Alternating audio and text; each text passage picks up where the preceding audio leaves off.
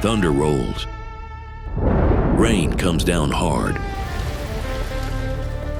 A year goes by. The world keeps turning. And so do we. New season. Same road. Yeehaw, motherfuckers. I know those cowboys.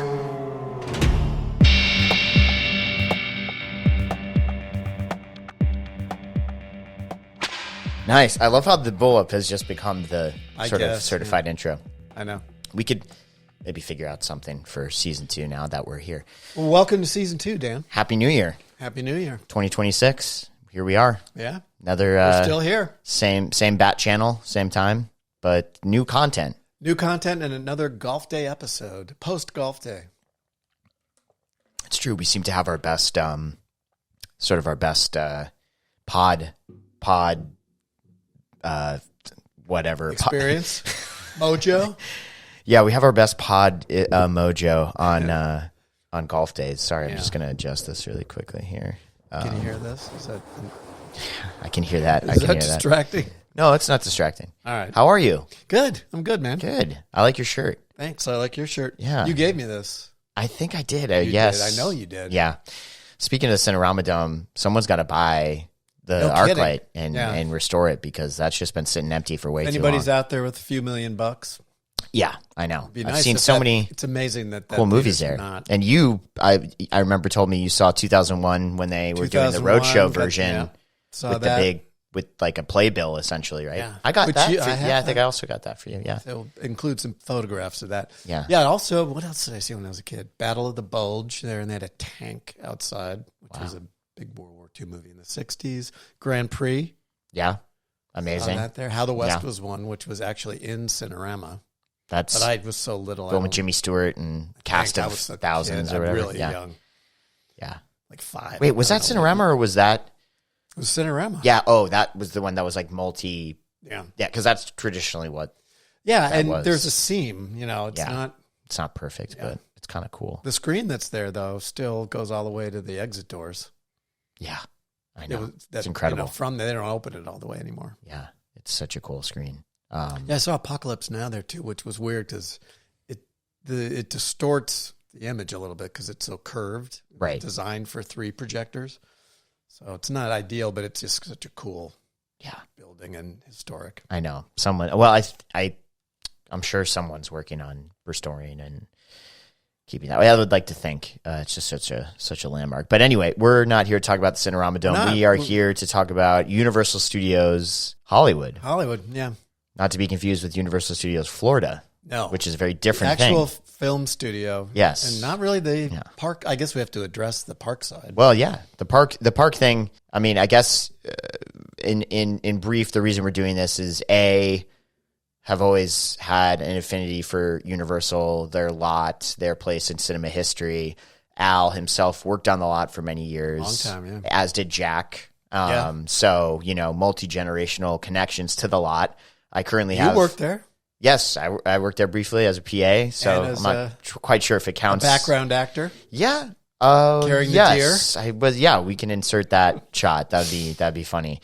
Yeah. So a long running history and connection via the Smites to the Universal Studios backlot. Just growing up in LA too, it's such a part of Southern California and visiting the theme park there and all that. But I think the reason that's the studio everybody thinks about is because it has to be the tour as well. Oh yeah.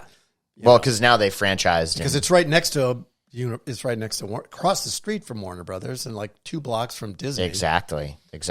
Right. Burbank, North Hollywood. And CBS Radford. Where the magic Which happens. used to be RKO. There's no theme Republic. park at CBS Radford. I love that lot. I know we're not talking about that today, though. Okay. We're talking about Universal Studios, which has franchised to Florida and Dubai, and I believe they have a park in Hong Kong as well, if I'm not mistaken. So what I wanted to say is that we also have a connection, and my best friend, Ben, who I've known for years and years, works at NBC and has access to the backlot. So late last year, November, right before Thanksgiving, we we got to visit the lot with him, which was great. He was super generous. Took us around on one of the golf carts that they let you basically rent out by the hour. And we got sort of the VIP white glove tour, which, back in the day wouldn't have been too exciting to me just because I was a spoiled brat and I could go whenever the hell I wanted to. I remember it was probably right about here. Steven Spielberg was right here. So it felt like, whatever, been there, done that. But it's been years and years since either of us have been back to the lot. The lot's quite a bit different. It is, yeah. So part of that is due to the Olympics coming. They've moved all of NBC News and all that wing, sports, all that's on the lot there. But they tore down the old commissary, and that's all that's all within the last, 5 years. It looks way better. We went and got some food at the commissary. They did a really nice job in terms of kind of upgrading everything, and they sort of made it feel almost like a tech campus or something. Yeah, new stages, new offices. Verdict is out a little bit, in my opinion, on whether or not that was for the best, because it feels a little antiseptic now. It feels like corporate campus. Yeah, they took out a part of the charm of those. There were these bungalows along the Sheraton Universal edge that were right along there. They were like little houses, that 2-story kind of duplexes of offices, but they were really cool and very old school. They took all that out. That's all gone. Yeah. Yeah, that's a bummer. But, I guess they have to adapt to the times. And again, very, very generous of our friend Ben to take us around. Shout out to Ben. Big shout out to him. We'll definitely at him in this episode, and we can cut away to some footage. Nice, handsome picture of Ben. Well, anyway, Universal Studios Hollywood is a great place, and I personally, just speaking from my memories of it, for maybe 4 or 5 years running in like elementary school into junior high, I would go there every year for my birthday, and it was like this thing where it kind of became this tradition for a while. And this is doing the tour. This is doing the tour and doing the park, and obviously everyone's always going to say, "Oh, it was better when I was a kid," or this or that. There's always this sort of generational bias, but I really do believe that the park sort of mid to late 90s was at its peak, because it had expanded, but not to the point that it felt cramped, which it definitely does now. And you still had rides like Back to the Future, E.T., this was before they added in Transformers, or before they, kind of took out the amphitheater for the Harry Potter land, which, there's a lot of confusion. I'm like, that's a Warner Brothers property. They're licensing that just for the theme park rights. So it's become a bit of a mess. Don't get me wrong. Still a great place to go spend time. The Super Nintendo Land's fun. The Backlot tour is still there, and it's a mainstay. It's a gem. It remains sort of the crown jewel in their whole thing. I don't know if I know I've been on it, but I can't even. Maybe when somebody came from out of town or something. Yeah, I mean, you saw it go by enough. Oh yeah, yeah. I mean, they run right through the soundstage, which is a great thing. It's doing a little kind of brush up on our history of Universal before we sat down. Yeah. We realized that they have actually been at the forefront of doing studio tours. They were the first to do that, even in the 20s, in the silent era. Yeah, quarter, 25 cents of this, it said including lunch. Yeah, and there's some pretty interesting photos and early footage of people coming to the lot. Basically they just walked around the lot and they could walk onto the sound. Well, imagine then too. It's like sound wasn't an issue. No. You could have a tour guide barking the whole time. Which is when hey, this is where they shot the Well, there's great pictures of that silent era too, where there's a tracking shot. It's one of those, just a movie, probably a 2-reeler or whatever, that's tracking along, and you see like 3 or 4 productions all shooting side by side. Everybody's shouting because it didn't matter. It's, captured briefly in Damien Chazelle's underrated Babylon, which sort of is the beginning of that era, the messiness of it, and the sort of sense of like, there's a spontaneity and a sort of,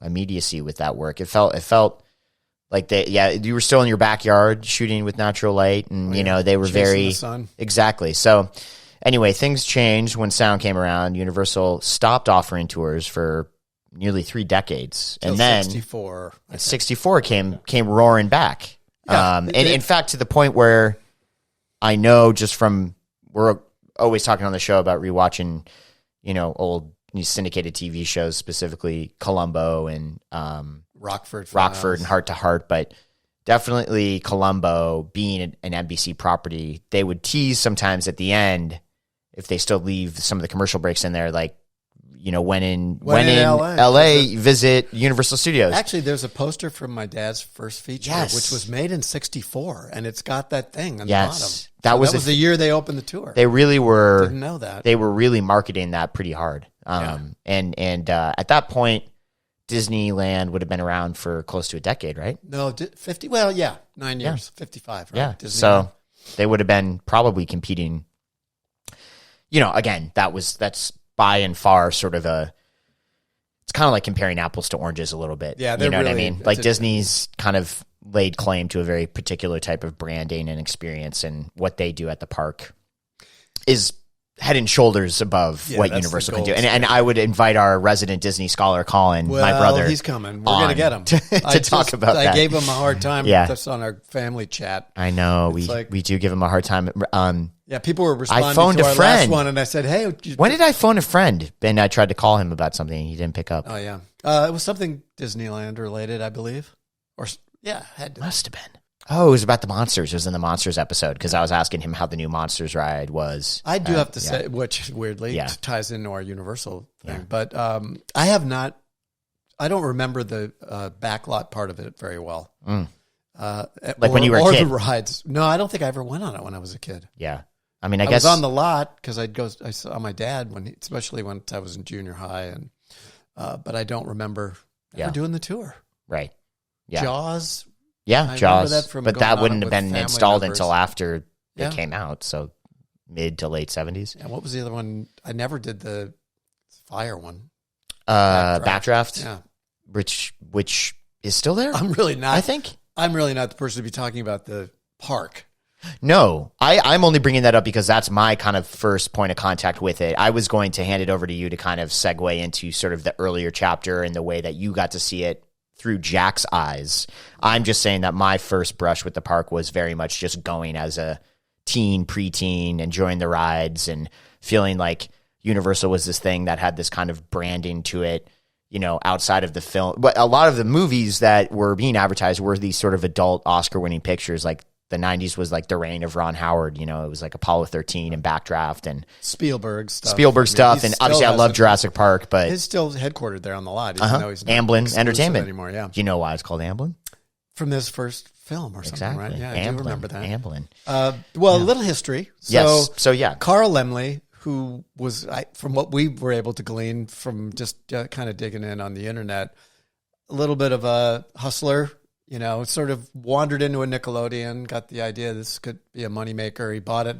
It looked like he bought a deli or something or grocery store and converted that into a theater. Anyways, that's where he started making his money, and he founded Universal Pictures, which it wasn't called that at the time, in 1912, I think. Right? Oh, early. Yeah, I wrote it down. In 1912, and the lot of the first structure, currently where it is in Universal City, was 1915. So it's been there. Early. Been there a long time. Yeah. 111 years now. They definitely predate Warner then, in terms of like having some sort of And stake where holding. they are. Yeah, they were the first one in the valley. Yeah, right over the valley. And I mean, they're Warner right Brothers there. was in Hollywood and moved to the valley. Exactly. I couldn't find any thing about whether or not they had originally been somewhere in Hollywood and moved, but I think from what I was able to read, they started where they are, or right around there. Yeah. And funny enough, it's like those early days too, you could make a pretty good amount of money like licensing films. So like the beginning, when he bought a bunch of Nickelodeons, he was Biograph. He bought Vitagraph, I think. Or Vitagraph. Yeah. So he was renting films, and then I guess decided at a certain So it point, was really just why am I paying? distribution? It's like, I should make my own stuff. I should make my own. Which for a while was a thing, right? And then they actually had to pass an antitrust law to make sure that the studios divided. That's why the Fox distribution Theater in from- Westwood was Fox. It was 20th Oh Century yeah, Fox. they kind of owned it, vertical integration, right, Yeah. with top down, which is interesting. I wonder if we're kind of maybe approaching that. I feel sort like of we point may again. be, because who knows who Netflix owns has a anything. theater. They bought the But Egyptian. who knows who these are all. It's like it's corporate becoming more and more of entities. this kind of boutique thing where, a theatrical run is sort of like a cherry on top, a nice to have, not a need to have, in the eyes of the production companies and the outlets that stream these things. I feel distributors wouldn't agree with the that. Business end of Hollywood has just kind of written off theatrical distribution. But almost. the thing is, you still year after year you see asses in seats, if man. there's a good this movie, year people want to go see it. people are turning out, and I hate to say it because so much of it was very cringeworthy to me in terms of its rollout. But something like a Marty Supreme, which takes over the airwaves for however long they're promoting it, encourages people to exactly. So there is still a lot to be said for theatrical experience. We're not going to write that off. And Carl Laemmle people would want have it. been proud because they were hustling that movie. It's in the lifeblood of anyone who makes films. You kind of have to go tub thump for your work a little bit, But people will go see a good movie. It's just I think the distributors or the companies that are making them now are just they don't want to bother. Yeah, no, it's a whole other can of worms. It's an afterthought. But anyway, back to the topic at hand. Universal Studios Hollywood, which really only ever got that designation after they opened up properties in Florida and abroad, is not just a theme park. In fact, is far more than that. It is a working, functioning, full-fledged film studio, still used to this day, and busy as ever. And I guess one thing I think maybe to dispel sort of a misconception, because studios are constantly renting out space to each other. And I feel like I was talking to someone recently who was like, oh, isn't that a sad sign of the times that things are sitting empty and like Universal has to rent out to X, production company or this thing? It's like, well, they've been doing that since the beginning. It's like, I'm sure there were times where they were booked at capacity and they were churning out their own stuff, but that's even when you were working there. I was there 10 years on CSI. Exactly. We were which is a CBS property. Yeah. We were just a tenant. Yeah. So technically CBS's parent company is Viacom Paramount. Did you guys ever entertain the idea of shooting on the Paramount lot, or that just didn't make sense because it's so small? It's so small. There's no room there. So Universal made sense just strategically, space-wise, capacity. Yeah, I mean, there's a story behind that too, because we had been up in Santa Clarita at the Santa Clarita Studios, which was kind of perfect. Yeah, I remember that. It was crazy. You had the shortest commute to work. Some of the logistical things, like just getting the company off and on the lot on a split day, was so easy. Town, it's not the same story, but some of our cast members had gotten, and showrunners just didn't want to drive out there anymore. Yeah, and so it was more expensive for us to make the show by far. They got a little diva syndrome, didn't they? Because it's like the show is a hit. You're a couple years in, you're realizing, well, then you can whine a little. I guess it's not like anyone who was top of the call sheet was driving themselves, though. Let's be honest. Well, they probably had someone picking them up. I don't want to blame anybody for it. Yeah, it's just just saying. I do know it cost quite a bit more to produce. Oh, I'm sure. And ultimately, it ended up being a win-win because as much as it is a hassle to commute, you were still North Hollywood, so you were like, it was a pretty easy commute. Oh, I never thought about that. That was just part of when we decided to. I mean, I did, because I remember PAing for a couple of weeks in a row, and I was living with you guys in Valencia, and it was definitely like, in my mind, I was like, oh my God, this is a schlep, and it's like, not that big of a deal. It's just not a fun drive. But the lot is so cool, and it's a really cool lot. It's fun to be on a lot. That's the one thing that we didn't get up Santa Clarita. Yeah. There's studios and office space, but it's fun to be on a lot where they're shooting other things, and there's, a commissary, and you can walk through the back. Oh, lot. Absolutely. I mean, that's part of what makes the whole thing so magical. And I think why the tour works too, is that it's like this sort of sense of like, yes, the Backlot tour goes through these sort of manufactured attractions where you see the Jaws shark and there's like a King Kong thing. But the most interesting aspects of that tour are just that you're cruising through an active film studio. You see people walking to and from. The history. You start looking at these stages. Speaking of history, were shot there. It's January 2026. We're way past Halloween, but there is we can return to sort of what we talked about in our Halloween episode about the Phantom of the Opera. Well, that was we did. That's talk on about the Universal stage. That was on it's gone, but not forgotten. That stage. That stage got demolished. Yeah, demolished. Yeah, and speaking of the changes in terms of the footprint there.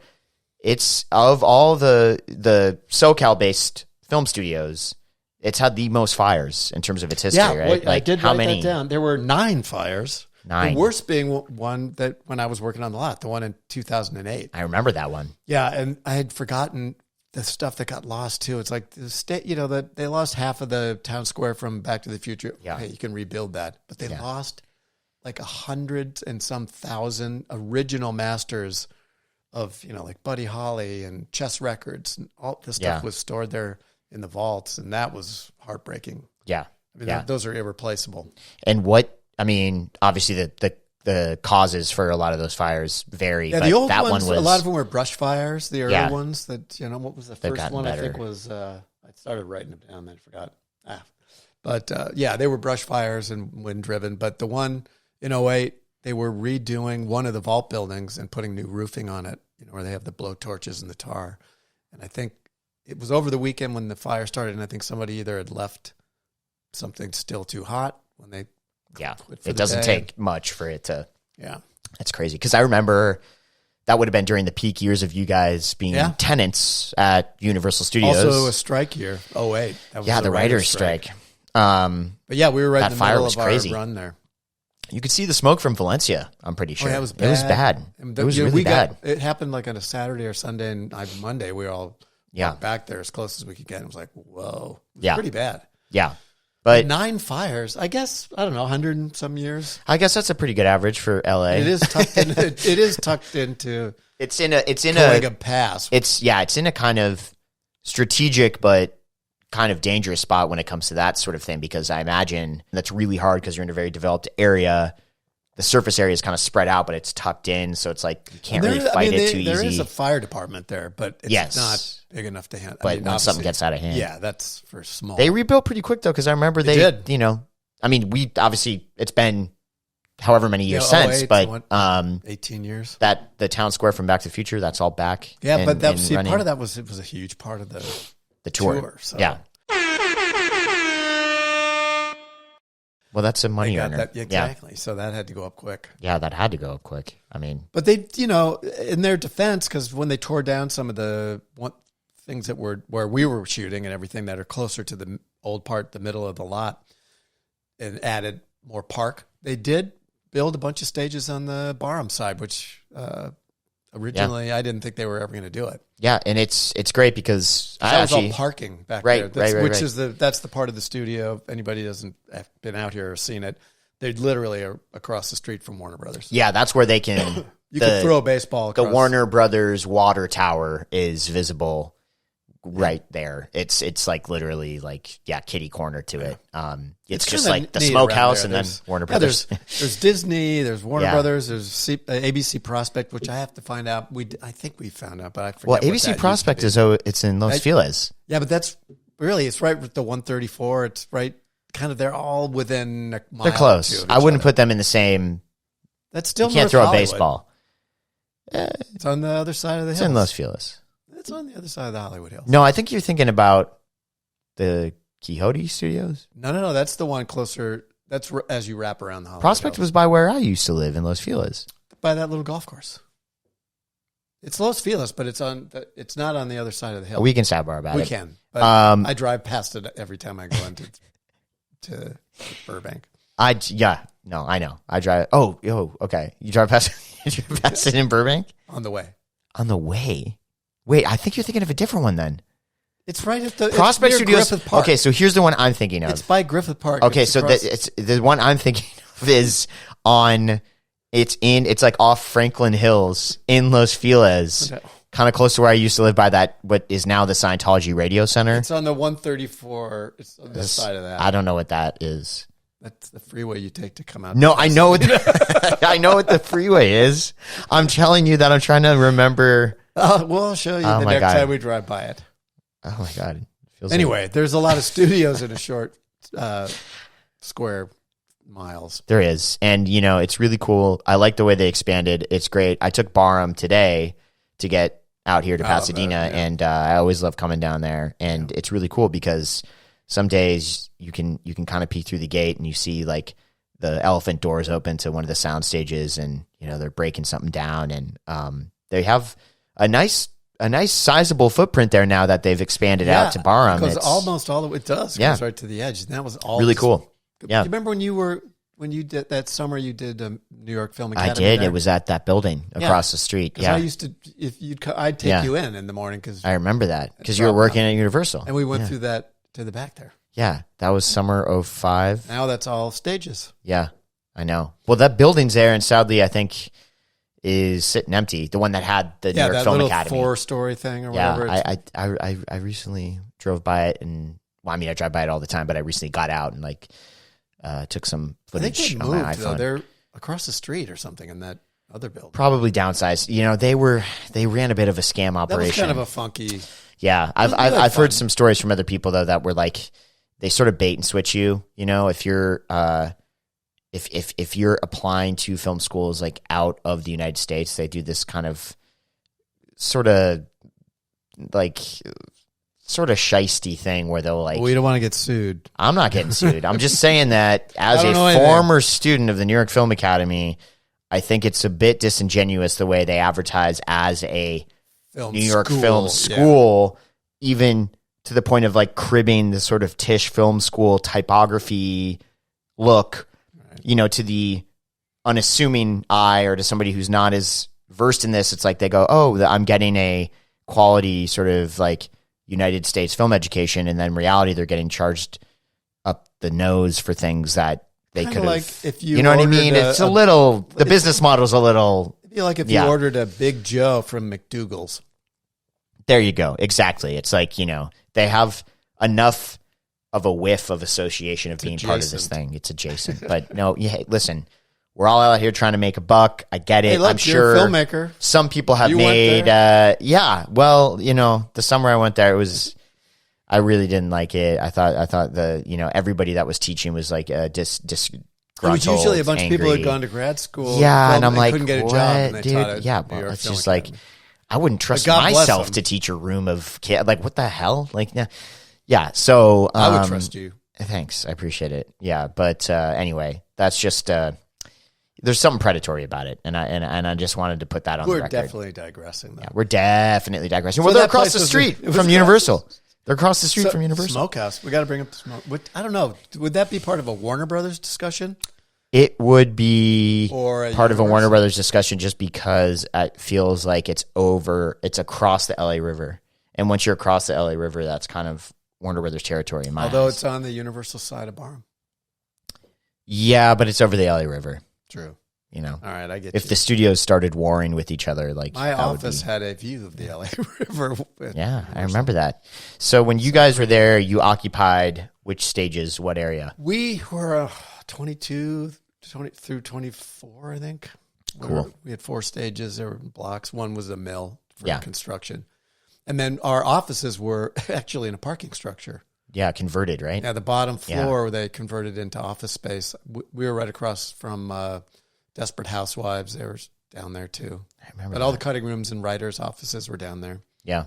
And And it was kind of convenient because you Dude, could... I was like I don't know, 200-yard walk to the stages, So easy. Yeah. maybe. Did you like shooting on the lot? Was it always... Yeah. Would you ever have episodes that took entirely place on the... Yeah, I did a bottle one. Sorry, let me get that out again. Yes. Did you ever have episodes that entirely took place on the lot? Yes. I don't know Yeah. if I did one. I know that Bottle there were a episodes. few, yeah. Yeah. Because Every show has to do that at some point. And usually those end up being really good. Yeah, Whenever the you constraints. get your handcuffs on you, like not enough money or not enough days, you're going to have to, Yeah. do a 7-day. Now that's common, but do a 7-day show. Yeah. Can't go out. Yeah. Can't build anything. Well, you guys had standing We stages, had good standing obviously, because of the lab and all that. And then in terms of like, if there's going to be a build involved in a unsubs We layer. had one of the stages was the swing set. Yeah. For any specific thing for that. Would you go in and episode. check on progress? Yeah, As it was things are fun. being built? Was that fun? Yeah, because you get to see all the sketches Yeah. and then I remember one of the first times I PA'd, it was an episode in which someone's being held hostage and they're in a like Sikorsky chopper, or it's supposed to be, but obviously the way it was shot was on a stage blue screen. against a psych wall. Actually, I think this is pre-volume, sort of LED volume technology, but it was like definitely lit to be sunset, and the lights were on these like kind of crazy gimbals where they would move, and remember who your helicopter DP chassis itself was moving. I think it was Chen's. I'm almost positive it was Chenzo who we had on the pod. So that would have been Phil? Oh, Stacey? Yeah, no. Phil as the AD, the AD, and then Jeff Hunt was directing, maybe? That sounds about Can't right. remember. But anyway, it was an interesting moment for me because as somebody who's always sort of, been behind the scenes. Stage you were on, right? I was the haunted stage. Yeah. Yeah, that was scary. We may have covered some of that. I We apologize. did. No, it's fine. We could talk about it every episode, and it wouldn't get old. Anyway, what I'm getting at here is that I just remember kind of having this moment where I had to pinch myself of being like, wow, this is like real movie making. And, I was sort of watching all the elements at play and this helicopter chassis that's rigged on this gimbal and it's moving and the lights moving and, you're seeing all these things, the wheels in motion and looking at the monitor and you're seeing how, as a PA, I'm not You kind can of over peek. here. But then it was really funny because they go for action and, as I recall it was really squeaky, the sound of the gimbal. And so, you're all rigged up and there was this guy, I think, playing this sort of like captor villain who had taken this person hostage and he's yelling. And then the helicopter was just going, Sounds like looping. and I was like, something about that for me captured everything for me. The grandeur, Make-believe. but then also that noise, It never got old for me. I Yeah. would always, anytime I walked on soundstage, I was, this is pretty cool. Oh, yeah. What was your favorite bathroom on the lot? Favorite bathroom? Yeah. Actually, the one we used to sneak into the tour or the park Yeah. because it was right across. Are you a allowed to little say double that? Blind. Well, we went in there to pee. Oh, I know. Yeah. 'Cause Didn't you it say you was got nice stopped and one clean. time? I got stopped. Yeah, I was shooting at night. Yeah. And I zipped across there, and Yeah. I was directing the episode, and the guy wouldn't let me back onto the line. It's like I kind of got to. Oh get my back in there, God. man. You should have called Billy over. I got in. I You finally. should have dropped his ass, I think dude. I had a call sheet on me, Yeah. Well, that but I does got it. Yeah. chastised, and then all the crew That's guys really were funny. pissed, and they were going to go out and hassle him. And Yeah. it's cool. Well,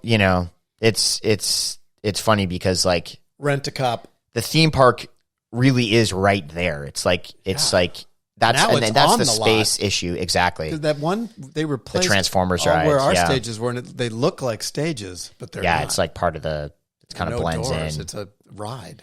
They're building now, which we got some good footage of when we went to visit with Ben in the fall of last year. They're in the finishing touches of putting together the Fast and the Furious roller coaster, which is going to kind of That thing is going to be loop massive. through the hills. Basically, they had no space left, and they're kind of building it alongside the big escalator that runs down to the lower lot. It's like all over what they call the lower lot.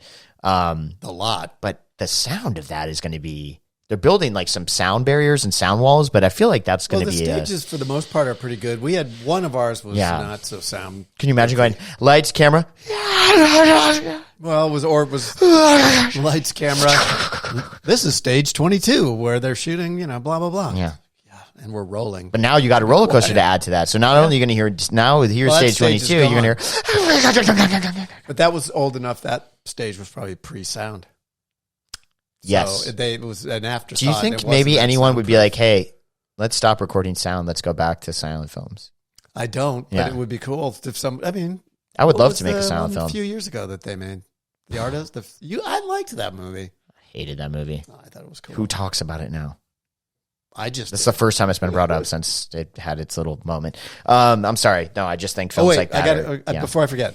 Yeah. Favorite Universal logo before a movie. Ooh, I know I am mine. just for nostalgic value. The one that I think I saw most frequently growing up as a kid, watching VHS tapes of Jurassic Park, Lost World, Jurassic Park, and The Mummy, had to be the late '90s Universal logo, where it was still kind of had Planet. it's always the planet, but like before it went super CGI. But it was touched up enough where it's a little elevated. It kind of sits right at that I know the zone one you're between. talking You know the one I'm talking about. That's still Rockford. I mean, they were using that too. No, Rockford was using. We'll have to. Yeah, but the one TV mine is yeah. that old black and white one with the plane going around. Yeah, the which old they plane one is really resurfaced cool. For, I think was it They resurfaced Not it for Indy, something but something. recently. Oh, years they did it a few years ago. I do like cool. when they do logo variants, you know? like the old ones. They're fun. There's a really great website called the Audiovisual Index Database, or AVID for short. Ooh, that's Not to be easy confused with exactly. With an Avid.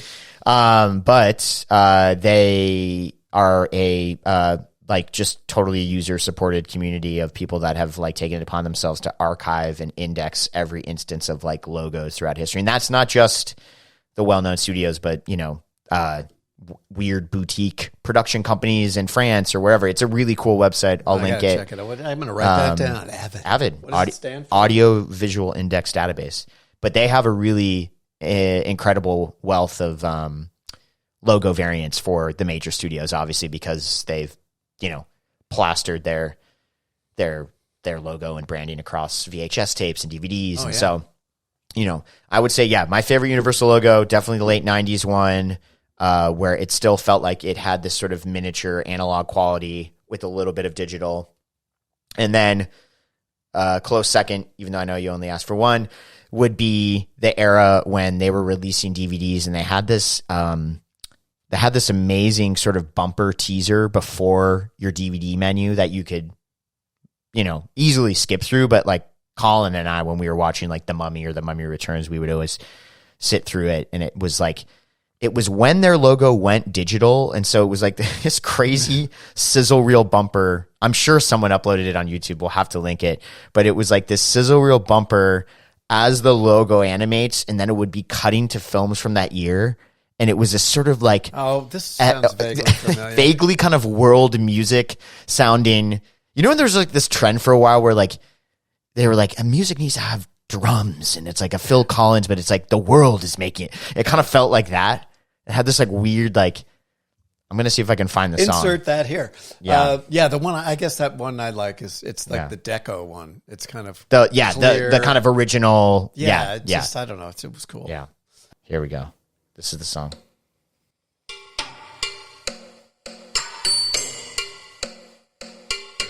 This was on the DVD menu. Oh, yeah, and then is there an image with that? No, this is just the song. How did you find that? Do you remember this? Yeah, I do. I would usually speed through it, though. Dude, they were cooking when they cut this one. The guitar? I think I heard this in an elevator. Wait, you gotta wait till the end. It has this crazy drum outro. You watched this whole thing? Oh, yeah, we loved it. Wait for it. Wait.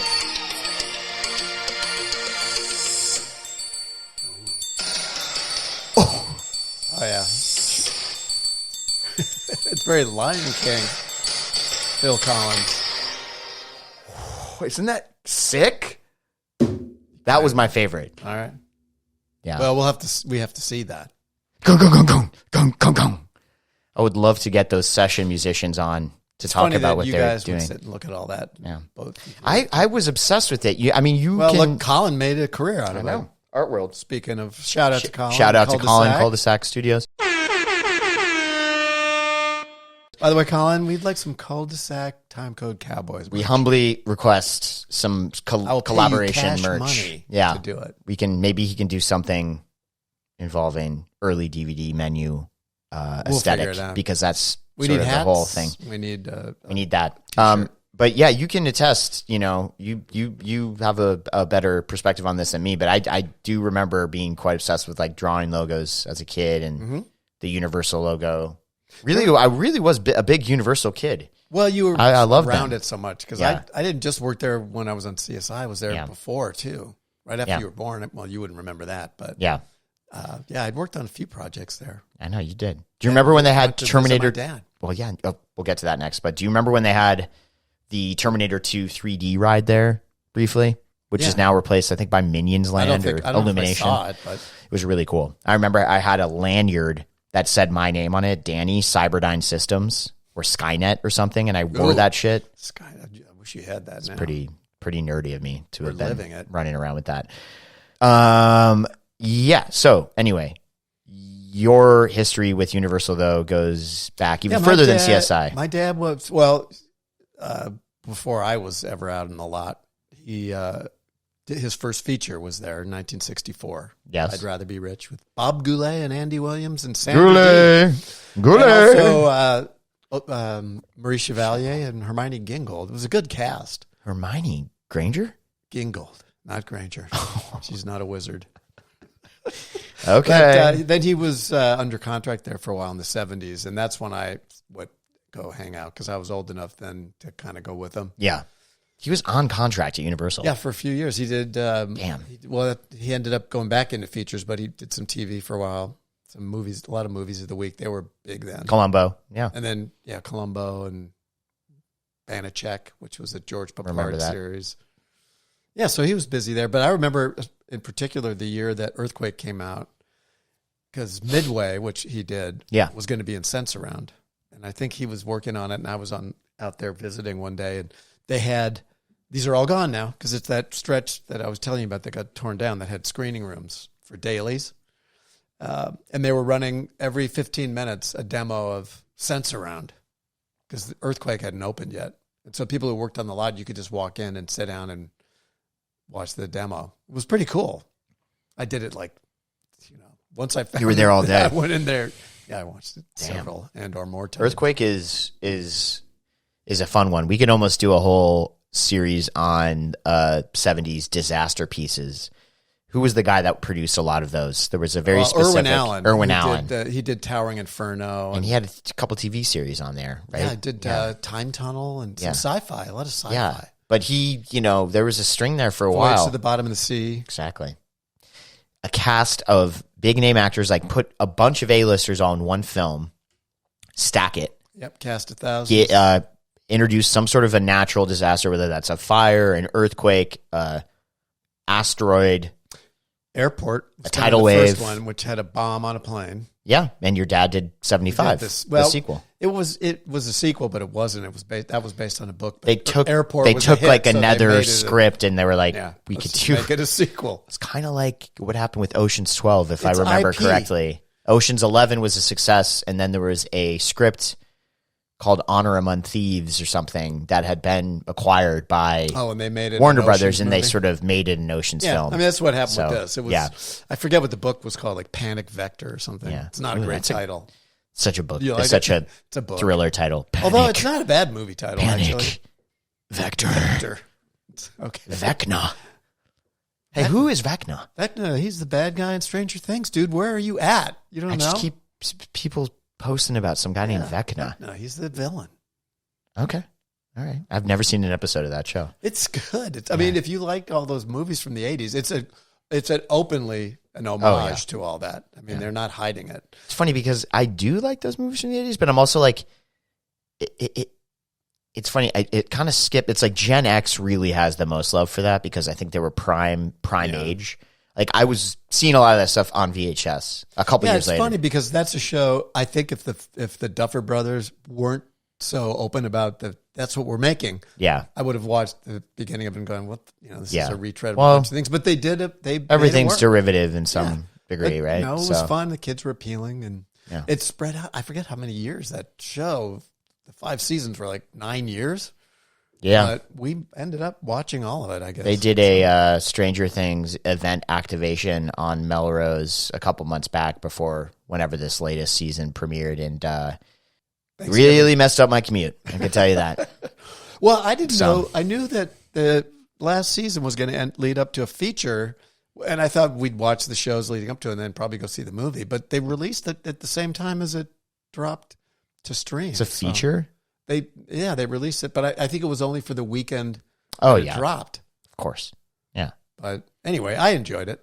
You know, it's nothing you've never seen before, but the kids are appealing. They did a nice job. Yeah. I applaud them. Probably didn't need to go 5 whole seasons. Well, you got to keep the IP working. If it's they're bringing. I told you that I worked with when I shot in Atlanta the first time. I worked with a lot of people that crewed the first season, and they loved it. They had a blast. They said it was really, really fun. So I don't know what the subsequent years were like, but so anyway, Jack back in the day on contract at Universal, was he the kind of guy that would have a parking spot in his name? Yeah, really. Well, put it this way. I had a parking spot in my name, and I wasn't under contract as a director to the studio. So. At CSI days? Yeah. Oh, that's pretty cool. Yeah, they're good about that. I've never had that. Don't know if I want it. Oh, you'll have that. Why wouldn't you? Well, there's nowhere to park on these lots. The first few years when I was working there before I started directing, I did not. And, I had a spot. Eventually, I think I did get one when I was editing. Right. And it's because if you leave, They what should would give happen a spot to editors. Yeah, it's like if I would leave to go to a playback or something, spots to the I would editor. come back and I had no place to park. It's like, come on. They did eventually. Yeah. Because that's the big thing. It's like I'm always an early bird. This is boring. But, it's not. when you leave the lot, if you have to go to do something and come back, then there's nowhere to park. Yeah. My favorite story, quick a sidebar, when I was working at CBS Radford. Yeah. At the time, it was MTM. My parking spot was on the alley on the outside of the studio. That's parallel to Ventura Boulevard. Okay. But I had a spot. And I went to lunch one day and I came back and there was an actress getting out of a car in my spot with her 8x10, like hustling down the alley. And I went, I'm sorry, that's my parking space. She goes, I'm late for an audition. Oh, wow. And she just swooped in on your parking. I told her to please move her car. So I really didn't care. Don't be late. Well, don't be late. Don't park in my spot. And it has don't my name on it. Wave around your headshot. Yeah. So anyway. Well, I hope that woman did get the job. I do and too. if she didn't, it was for the best. It's my fault if she didn't. Well, parking spots are there for a reason. They put the names on it. Don't take other people's spots. Never give yourself a little bit of time. Always. Although these days it's really all remote anyway for a casting call, isn't it? You do a lot of self-tapes. And I don't think that's going to go away, which is really a shame. But you can really cook on a self-tape, Yeah, but you can't. I had a friend who was working on a short film. Try film. something different. I have a problem with that. But I had a story. Oh, well. Sorry. I hope it relates to Definitely. that. Friend was casting a short film and using Backstage, which is that website where people can submit online. And he had people doing self-tapes, and someone submitted a self-tape that was like a polished, edited thing, like went above and beyond, really put his whole bussy into it. It was crazy. And that, I was like, oh, that's interesting. You can do that now. You know what I mean? But what do Kinda you made a film. learn from that? If you're hiring What an do you actor. learn? You learn that they're hungry. They want it. I don't know. I think it's important. There's some people that obviously are at a point in their If, career wouldn't where you think if you were casting a thing and someone submitted a self-tape that was like really cool above and beyond, they were like doing angles and directing themselves, would you be like, whoa? I'd think, okay, that's cool that they're a Yeah. filmmaker, but I want to know, what if you try this a little bit differently, if they can? Okay. It's one fair. thing with somebody who's done a lot of work that is what they would call an offer only, or only can look at their tape. But because you kind of, they're good. They've got range. But with people that like guest starring parts, as a director, you want to be able to see what they can do. Yeah. Yeah. Even if they could take a note. You worked with Pedro Pascal back in the day before he was the big name he is now. I mean, he was a name, but he was by no means a household working name. actor. Yeah. And he came in and read. Did you like him? Yeah. I remember that episode. It was really fun. Yeah. You still got his number, right? I don't know if it's still his number, but I still have his contact. It might honestly be. I'm not going to bother him. I won't bother you. We should get him on the pod. pod. I'm a big fan. I love that guy. I was a fan way back. I know. I mean, he would love to come on the pod. He'd be funny. I love his work. We're funny on this pod, because we have a small but dedicated audience, most of whom are our family and friends. I know, Yet small, I guess. We is the do operative sometimes word. behave as if we're broadcasting to the whole world, And honestly, feel free to share these. Yeah. But I'm here for it. It's season 2. Thing. It's going to be big. What do we got in store for season 2? Now, that we're just kind of to round out this episode. All right, well, we do have some stuff that'll be in here, which you probably have already seen, because Yes. we shot some things when we went to Universal. Field we're going trip. to try to get out and do some field trips. Yes. And maybe, we're going to try to wrangle a couple of guests. We're going to get my son and your brother Colin on. Yeah. Who's going to be fascinating. We'll do Star Wars / Disneyland. Because Yeah, he's he's obviously become a Disney big adult. Disney scholar and Star Wars fan, so we can do a mega episode. And he's a funny guy. Yeah. And we love him to We death. do. So that'll be fun. We're going to spring training. We are So we may do more immediately. a little Yeah. remote from there. We will. Yeah, we want to take things on the road a little and kind of shake things up. Obviously, episode 1 of season 2, we're back in the usual spot. But even in cutting together some of the field trip stuff to Universal, we were like, we got to get out more. We want to try some new things. We had floated the idea of maybe even just doing a remote episode from like the Smokehouse or Musso and Frank's or something like that. If we could, we'll figure something out. We'll just, set up an iPhone and we'll figure it out. We could get something. Bronson I don't Canyon. think we could do a whole episode. We're going to do a Bronson Canyon episode. Yeah, we got a lot. I apologize if we didn't get too much Universal history. So much of it's available, but it turned out to be a lot of family Universal history. People aren't tuning in for that. They're tuning in for our take. I would argue. Anyways, a quick thing, and Yes. then I think we're at a wrap up. Yeah, what's up? But just talking about Universal. So in the 70s, the one thing I had left out, there was something really sort of like a factory-like about that lot. Oh, really? It was not. Wasn't a nice vibe. There was a time clock, which other ones had, but it felt like everything was Battleship Gray and the Black Tower, which was where all the executives were at the time. Is that where Lou Wasserman was? It just had a weird vibe. It didn't have the charm. It felt like the Empire. Yeah, it's kind of. And it was a very busy lot. Yeah. It just didn't have the physical charm that some of the other ones do. But I think it's grown, at least on me, over the years. Yeah. And it doesn't have that feeling there anymore, as being kind of like. Well, we did, as to piggyback on what you're saying, thank you for reminding me, because on our field trip there last year, we did make some time to go to the Verna Fields building, which is where you did briefly work when you were. Thank God, not in that building, because it used to be the stables and the cutting rooms. Literally, that's what they built. Horse stables. Yeah. Well, they've rebuilt it, right? But around that footprint, and the cutting rooms are like little. They're horrible, and so little horse. The one time we almost did work in there, we were gonna. I think I told this story. We were gonna. It was my last assisting job, but I was editing already because I had a cutting job coming in the fall. Anyways, it was a backdoor pilot TV movie, and we went in to look at possible cutting rooms, and we walked in there and went, "Nope, we cannot work in here," because we were, I think, renting. They put us in the Hitchcock building, which is gone, and that had no windows, but the rooms were at least. I remember when John Heath was talking about that when he was on the pod, that you guys both kind of walked in and were like, "I can't do it." We're not working in there. That's it crazy. Was 2 people in this like closet. It's not going to happen. Moviolas. But Verna Fields, to briefly mention, the fact she has a building named after her at Universal is good, because that studio owes a lot to her, right? And specifically, one filmmaker owes a lot to her. Yeah. Do you want to elaborate? I would. Jaws. Yeah. Yep. When the shark was malfunctioning and they were struggling and behind, she came out to help and visited set. Spielberg would say nothing but nice things about her.